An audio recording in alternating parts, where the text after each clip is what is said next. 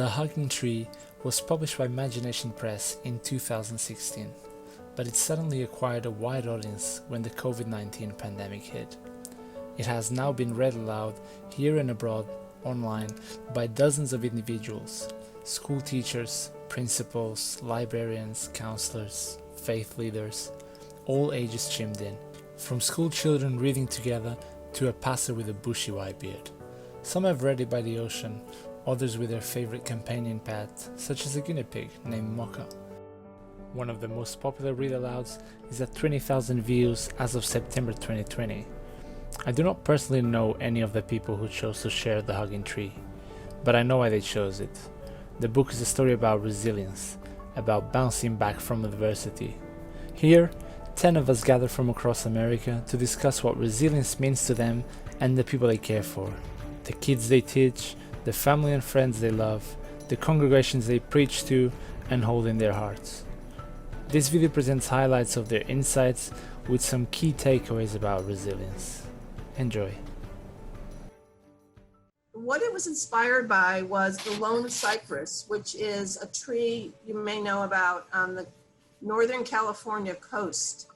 It landed on a rocky cliff, and God knows how it grew. It's totally inhospitable for a cypress.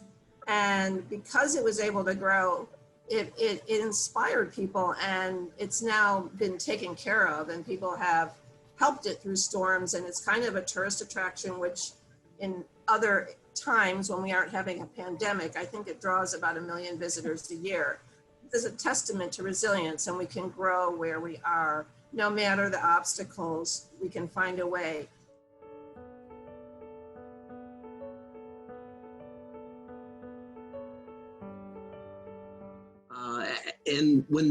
So I'm a pastor, and when the pandemic hit, I decided I needed to find a way to reach out to my young people in my church. And so I decided, hey, I can read a book online and they can watch. And so I got excited about that.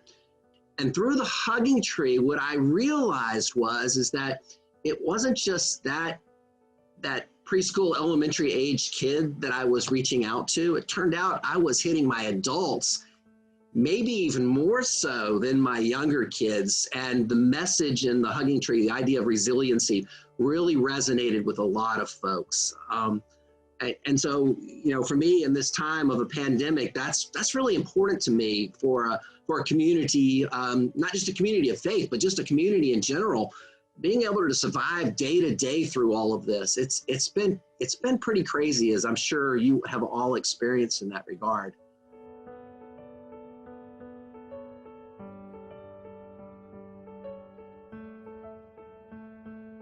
I truly believe that a great quality education is the type of education that allows children from all type of backgrounds to solve problems that they're passionate about, to solve problems that will improve the quality of life for not only themselves, but for the people they love.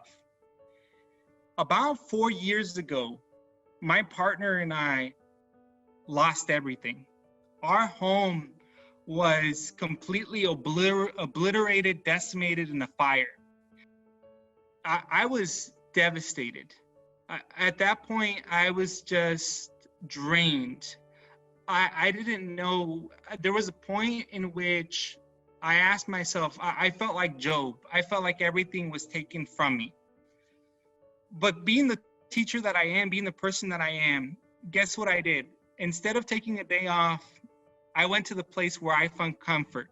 I went to the place that I call home. My true home has always been school.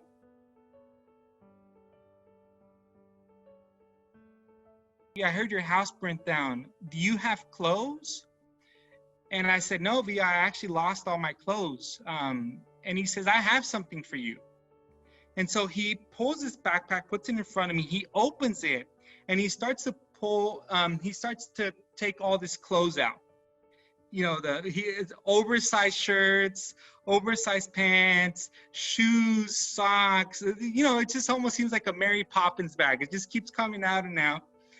And I asked V, like, V, where'd you get this stuff? He says, well, Mr. Galindo, you know, I live at the homeless shelter, and they have all these things there for me, and I wanted to bring you something.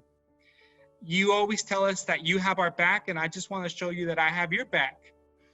And I think that is truly how we overcome adversity. It's the people in our lives who love us.